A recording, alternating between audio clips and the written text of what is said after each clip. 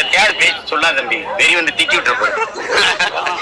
இஸ்லாமியர்களுக்கு மத அடிப்படை இடஒதுக்கீடு கொடுக்க கூடாதுன்னு சொல்லிட்டு அமித்ஷா சொல்லியிருக்காரு. இதை எப்படி பாக்குறீங்க? இந்துக்களுக்கு மத அடிப்படையில் கொடுக்கலாமா?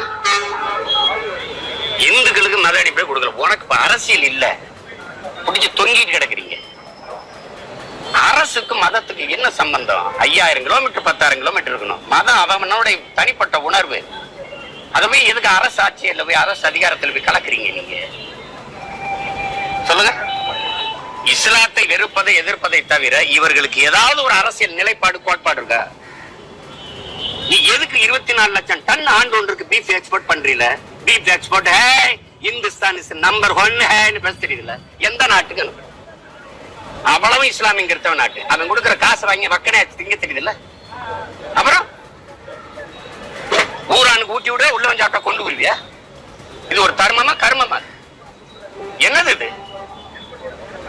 மாட்டுக்கறி ஏற்றுமதி செய்தா இல்லையா தம்பி? அத பெருமையா பிரதமரே பேசுறாரா இல்லையா? எந்த நாட்டுக்கு ஏற்றுமதி செய்யறாரு?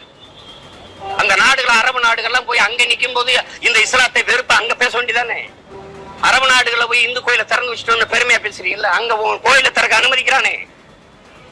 அந்த பேரன்பு பெருந்தன்மை அந்த அயலானுக்கும் அன்பு காட்டுன்னு சொன்னது நபிகள் கோட்பாடு. அடுத்தவன் பசியோடு இருக்கும்போது உண்ணாதேங்கிறாரு, அது ஹராம்ங்கிறாரு. என்ன அந்த கோட்பாட்டுல உனக்கு என்ன பிரச்சனை? என்ன பிரச்சனை? இருந்த முறை எவன் ராபர்ட் கிளைவன் வாரிசு, எவன் பாபரின் வாரிசு? நீ சாதி மத கொடுமையில் சாதிய தீண்டாமை இழிவுல இருந்த பறையும் பல்லும் சக்கரையனா இருக்கிறதுக்கு இந்த மாதிரி இருக்கிறதுக்கு நம்ம வாங்க பறையனா இருந்தேன் வாடா பரப்பையில என்ன பாயா மாறு முஸ்லிமா மாறினா வாங்க பாய் என்ன பறையனா இருக்கிறதுக்கு பாயா இருக்கிறது மெல்ல மாறி போன அவ்வளவுதானே. சாதிய இழிவு தீண்டாமையில வச்சு என்னை கொடுமைப்படுத்தின. திருப்பி மதத்துக்குள்ள போய் நிம்மதியா வாழலாம்னு சிறுவாங்கன்னு வச்சு நசுக்கிற. உரல்ல வச்சு இடிச்சா தாங்க முடியாத குதிச்சா செக்கில போட்டு ஆட்டுற. உன் மனநிலை என்ன?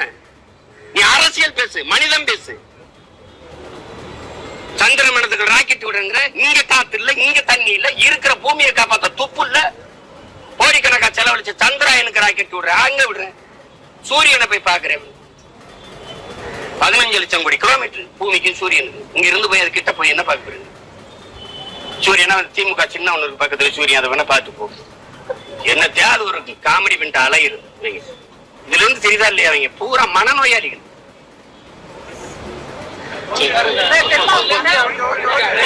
கட்டக்கூடாது தம்பி. இல்ல இல்ல எதிர்ப்பு தெரிவிக்கல. இவங்க கட்சி ஆச்சு, இவங்க கூட்டணி கட்சி தானே.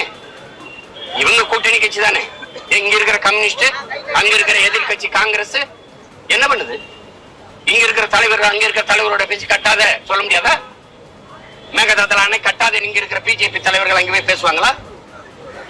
இப்ப தெரியுதா தமிழ் தேசிய அரசியல் ஏன் தேவைப்படுதுன்னு? தமிழகத்துல தென் மாநிலத்துல 3வது பெரிய கட்சியா பாரதிய ஜனதா உருவெடுக்கணும்னு அண்ணாமலை சொல்லியிருக்காரு. எப்படி பாக்குறீங்க? தனிச்சு நின்று போட்டிட்டு ஆன்மகனா காட்டு. நீ இப்ப தேர்தல் ஜூன் 4க்கு பிறகு இண்டிவிஜுவலா உங்களுடைய தனித்துவ தனியா நீங்க பெற்ற வாக்கு எவ்வளவு என்னை தாண்டி இருந்துச்சுன்னா நான் கட்சி கழிச்சிட்டு போய் யார் 3வது யார் பெரிய கட்சின்னு தெரிஞ்சிடும்ல. தனிச்சு கூட்டணியா நீட்டு கூட்டிக்கிட்டு கூடாது. ஒண்டி கொண்டு நீ சிங்கமா நிக்கணும். தனிச்சு சண்டை போடணும். அவன் தான் ஆண் மகன், அவன் தான் வீரன்.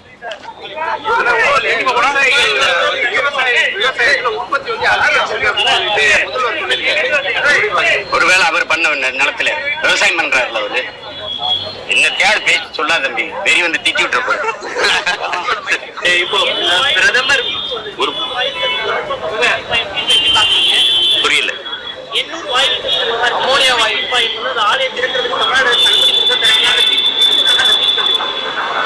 திறக்க விட மாட்டோம். அது என்ன எனக்கெல்லாம் ஒரு வேலையும் இல்லை. இப்ப தேர்தல் முடிஞ்சிருச்சுல, திறந்து காட்டி பார்ப்போம். என்ன சொல்றோம்னே புரியாம வேலை செஞ்சா அப்படி ஊரா என் நிலம் முழுக்க நச்ச அலைகளை நிறுவனது யாரு? இந்த 2 திராவிடமும் இந்த 2 கட்சிகள் தான், இந்த இந்திய கட்சிகள் தான். சேட் அதெல்லாம் விமான நிலையம் கட்டுவேன், 8 வழிச்சாலை போடுவேன், அதை பண்ணுவேன், இதை பண்ணுவேன். வள்ளலாருக்கு நான் ஆய்வு மையம் கட்டுவேன்.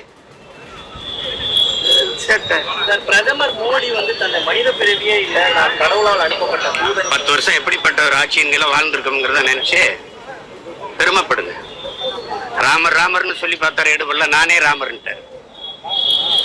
அவர் கோயில் கட்டல, அவருக்கு வீடு கட்டிக்காரு. அதாவது பரமாத்மா ஆட்சி எப்படி இருந்திருக்கு பாத்தீங்கல்ல, சொல்றாரு நானே பரமாத்மாங்கிறாரு. பரமாத்மா ஆட்சி 10 ஆண்டு எப்படி இருந்திருக்குன்னு பாருங்க. ஐயோ, இப்படிப்பட்ட ஒரு பாவிய பரமாத்மா அனுப்பிச்சு வச்சிருக்காரு பாருங்க. கால கொடுமைதான். வேற ஏதாவது கேளுங்க. அதுதான் நீங்க சரியான ஆண்மகனா வீரமகனா இருந்தா ஏப்ரல் 19 முன்னாடி பேசியிருந்திருக்கணும் இந்த பேச்சையெல்லாம். ஒரிசால எங்கால கார்த்திகை பாண்டியன் போய் சீஃப் மினிஸ்டர் ஆக போறான்னு அங்க போய் பேசுறீங்க. இப்ப தெரியுதா தமிழ் தேசியம் பேசுறது எங்களுக்கு எங்க அரசியல் எவ்வளவு சரியா இருக்குன்னு புரியுதா? இப்ப நீங்க அமித்ஷா எல்லாரும் பேசுறீங்க. பீகாரியா பகாரியான்னு நிதிஷ்குமார் கேட்கும் போது நீங்க எதுவும் பேசல. பஞ்சாப்ல போய் பஞ்சாப் தானே ஆளணும், எதுக்கு அரவிந்த் கெஜ்ரிவாலை உள்ள விடுறீங்கன்னு பிரதமர் மோடி பேசும்போது யாரு நீங்க பேசல. ஆனா நான் தமிழர் நாட்டை தமிழரே ஆளணும் போது பாசிசம், சாவனிசம், செப்பரேட்டிசம் இதெல்லாம் என்னென்ன கேவலப்படுத்திட்டு இருந்தீங்க. இனவெறி, சிறங்கு, சொறி எல்லாம் பேசிட்டு இருந்தீங்க. நாட்டின் மிகப்பெரிய தலைவர்கள் உள்துறை அமைச்சர் வந்து பேசிட்டு இருக்கிறாருங்க. எங்க ஆளு அப்ப அவன் இந்திய இல்ல, நாங்க இந்திய இல்ல, ஒத்துக்கிறீங்கல்ல? இங்க யாரும் இந்திய இல்ல. அப்ப ஒரு குஜராத்தி இந்தியாவாலாம் நாங்க அங்க ஆளக்கூடாது. எங்க மாநிலத்தை 60 வருஷமா எவன் வேணா ஆண்டுகிட்டு இருப்ப, நான் வேடிக்கை பார்த்துருக்கணும். ஆளல இன்னும் ஆளல, அவர் இன்னும் முதலமைச்சர் ஆள போறாருங்கிற ஒரு நிலைமை இருக்கிறதுக்கே இவ்வளவு பேசுறிய நீ. அப்ப 60 வருஷமா எங்களை ஆண்டுகிட்டு இருக்கிறாங்க. நாங்க இந்த மண்ணின் பிள்ளைகள் ஆள துடிக்கிறோம். அதுவே ஆகாது. ஐயோ, பாசிசம், சாவனிசம், இன வெறி, வெறுப்பு அரசியல் இதெல்லாம் பேசுறேன். வேற இப்ப இதுக்கு பதில் சொல்லணும்ல. என் மண் என் மக்கள் நடந்தார்ல அண்ணாமலை அவர்கள், அருமை அன்பிய தம்பி. இந்த அமித்ஷா பேச்சுக்கு என்ன சொல்றாரு? என்ன சொல்றாரு?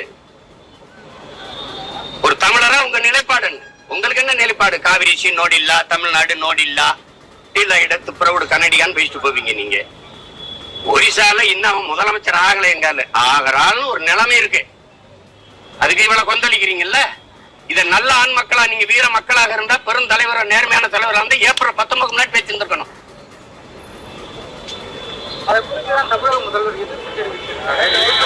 எதிர்ப்பு அவர் அதுக்கு தெரிவிக்கலங்க, நான் பேசுற கருத்துக்கு தெரிவிக்கல.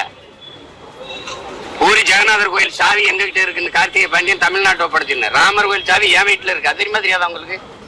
தெரியுமா தெரியாதா? ராமர் கோயில் சாவி இருக்குல்ல, அது என் வீட்டுலதான் இருக்கு. தேவையான கேட்டு வாங்கிட்டு போங்க.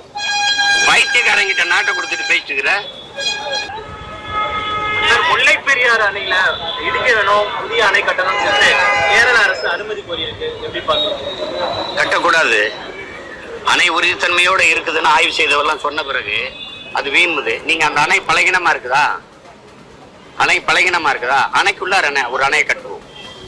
நீங்களும் கொஞ்சம் போடுங்க, நாங்களும் கொஞ்சம் போடுறோம். அந்த அணை அப்படியே இருக்கட்டும். அது பலகீனமா இருக்குதுல்ல, அணைக்கு உள்ள ஒரு அணையை கட்டிடுவோம். அவ்வளவுதானே. அதையும் இடிச்சிட்டு கட்டணும். அதுக்குள்ள ஒரு அணையை கட்டிடுவோம். கட்டின பெண்ணிக்கு பைத்தியக்காரன் ஒண்ணும் இல்ல, ஒண்ணும் இல்ல. அதனால அது ஏற்க முடியாது.